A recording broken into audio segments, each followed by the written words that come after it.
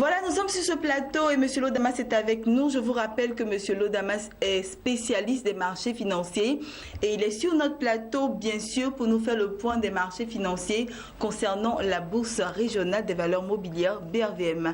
Bonjour à vous, M. Lodamas. Bonjour, madame. Bienvenue sur notre plateau. Merci pour l'invitation. Voilà, et nous allons tout de suite commencer avec les indices principaux concernant la BRVM.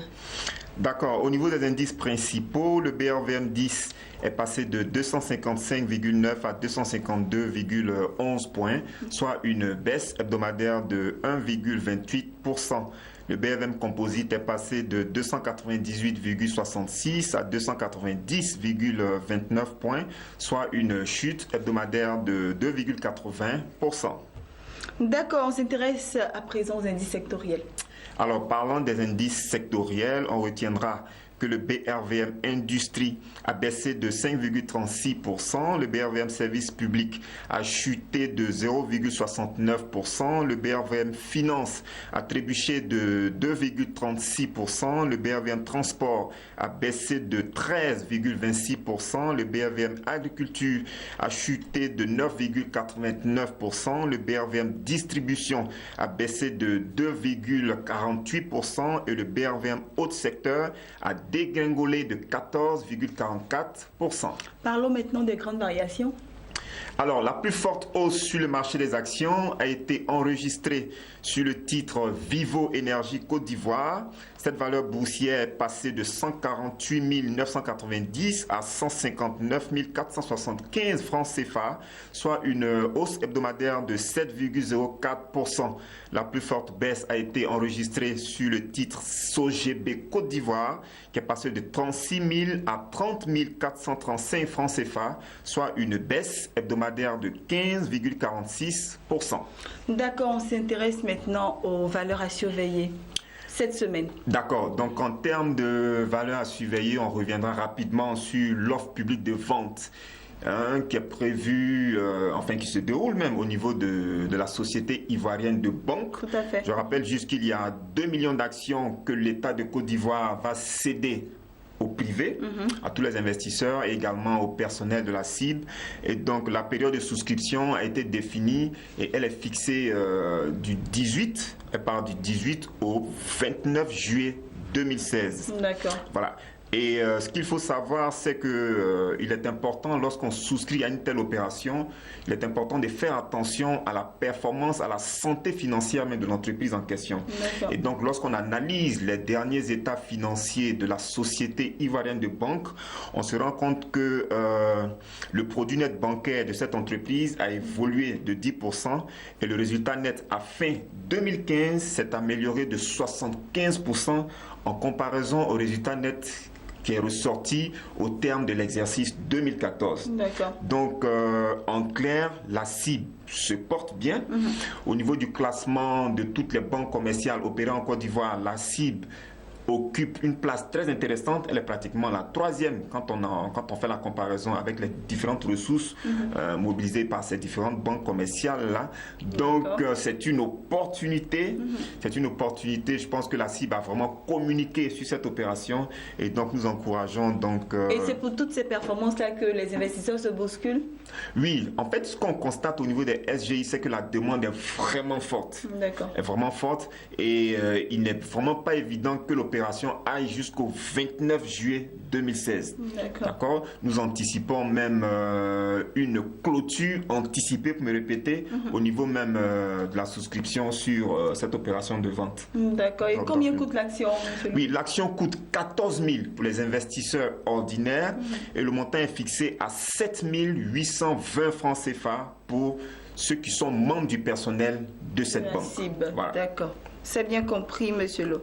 Voilà, Monsieur Lodamas, en dehors de la CIB, à quelle autre valeur doit-on faire attention cette semaine-là? Alors, donc, en dehors de la CIB qui a lancé son processus d'introduction au niveau de la BRVM, l'autre titre auquel il va falloir faire très attention, c'est la valeur Sonatel Sénégal. D'accord. Donc, en termes de valeur boursière, la valeur boursière donc, de cette entreprise est passée de 22 600 francs CFA à 22 750 francs CFA, soit une hausse hebdomadaire de 0,66%.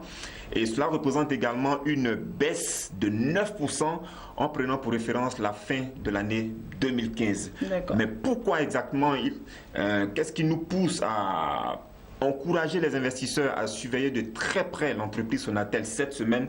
En fait, l'autorité de régulation des télécommunications et des postes au niveau du Sénégal a infligé à l'entreprise Sonatel une pénalité d'un montant de 13,9 milliards de francs CFA. Et la raison? La raison, cette institution de régulation estime que l'entreprise Sonatel a violé certaines obligations relatives aux droits à l'information des consommateurs. D'accord. Donc je pense qu'au niveau judiciaire, l'entreprise Sonatel prévoit recourir aux instances supérieures pour voir dans quelle mesure casser cette décision en griffe. Et Sonatel aussi, enfin les dirigeants de Sonatel estiment qu'ils sont prêts à négocier avec les responsables pour voir dans quelle mesure cette pénalité sera assoupli parce que Sonatel est en train de se conformer à la réglementation depuis pratiquement l'entame de l'année 2015. Donc si jamais on s'inscrit dans un scénario pessimiste, si jamais l'entreprise Sonatel doit payer effectivement cette pénalité, elle peut avoir un impact négatif sur les états financiers 2016 de l'entreprise. Tout à fait. D'accord? Donc il va falloir donc faire attention à cela parce qu'en fait cette pénalité évaluée pour l'instant à 13,9 milliards représente à peu près 3% du chiffre d'affaires de l'entreprise. D'accord. Okay. Et à titre de rappel, je tiens à indiquer que le chiffre d'affaires 2015 de l'entreprise Sonatel était de 876 milliards de francs CFA. Le résultat net au terme de l'exercice 2015 toujours de l'entreprise Sonatel était de 237 milliards de francs CFA. D'accord. Donc je vais dire le montant exact, les 13,9 milliards peuvent avoir un impact négatif sur la performance économique et financière de Sonatel si jamais cette décision est maintenue et si jamais l'entreprise se trouve dans une situation où elle doit effectivement payer cette pénalité. Cela sera vraiment dommage pour cette entreprise. Voilà. Donc, comment est-ce que le marché va accueillir cette décision? Comment est-ce que le marché va traiter, va intégrer cette information? Il va falloir donc faire très attention. Surtout que pour l'instant, on attend toujours les états financiers trimestriels de Sonatel et les états financiers semestriels également de cette entreprise-là. Donc il va falloir surveiller la valeur Sonatel cette semaine de très près. C'est bien compris. Voilà. On poursuit, M. Lodamas, à l'international. Bien sûr. Donc au niveau des marchés financiers à l'international, on retiendra qu'au niveau de l'or, cette valeur donc a terminé la semaine avec une cotation de 1337,29 $ l'once, soit une chute hebdomadaire de 2,22%. Le pétrole WTI a terminé avec une cotation de 47 $ le baril, soit une hausse hebdomadaire de 0,95%. Et le pétrole Brent a achevé sa course avec une cotation de 45,9 $ le baril, soit une hausse hebdomadaire de 0,95%. D'accord, Monsieur Lodamas, c'est bien compris. On va terminer avec vous, mais avant de vous laisser partir, un conseil à nos téléspectateurs. Un conseil en 2 minutes, ce qu'on peut dire, c'est qu'il faut faire attention à certaines informations. D'accord? Il ne faut pas, vous en tant qu'investisseur, il n'est pas intéressant que vous vous fassiez surprendre par les opérations d'introduction en bourse. Voici que la cible, la société ivoirienne de banque, a lancé son processus pour se voir d'ici quelques semaines pratiquement, pour se voir donc coté sur le marché secondaire de la BRVM.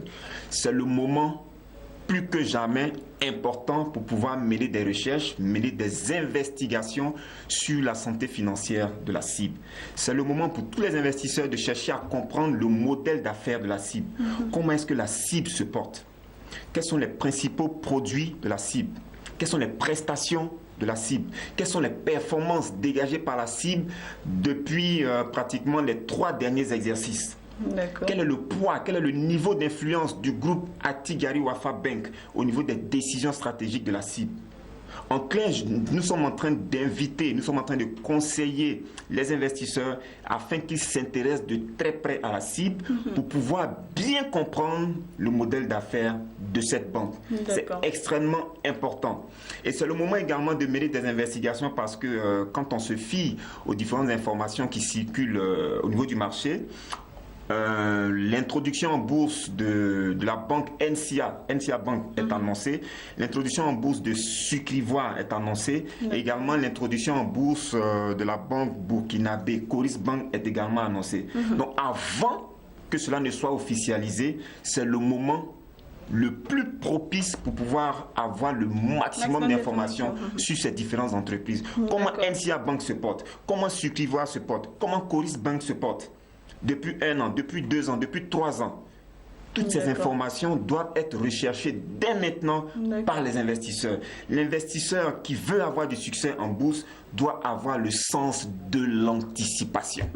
D'accord? Donc avant que la cible ne cote, enfin avant que le coût d'ouverture, le coût d'introduction de la cible ne soit connu au niveau du marché secondaire, il est vraiment important pour chaque investisseur qui s'intéresse à cette opportunité de mener des investigations pour vraiment comprendre le modèle d'affaires de la cible. Merci, Monsieur Lodamas. Merci d'être passé sur notre plateau et merci pour toutes ces informations qui vont à coup sûr nous servir. Voilà. Et je vous dis, Monsieur Lodamas, à très bientôt pour une prochaine émission. À très bientôt. Ça nous fera très plaisir de vous avoir sur notre plateau. Merci bien. Voilà, c'est ici que nous terminons avec Monsieur Lodamas, mais nous, on reste sur place et puis on revient tout de suite après ce qui suit pour votre rubrique La Bonne Affaire.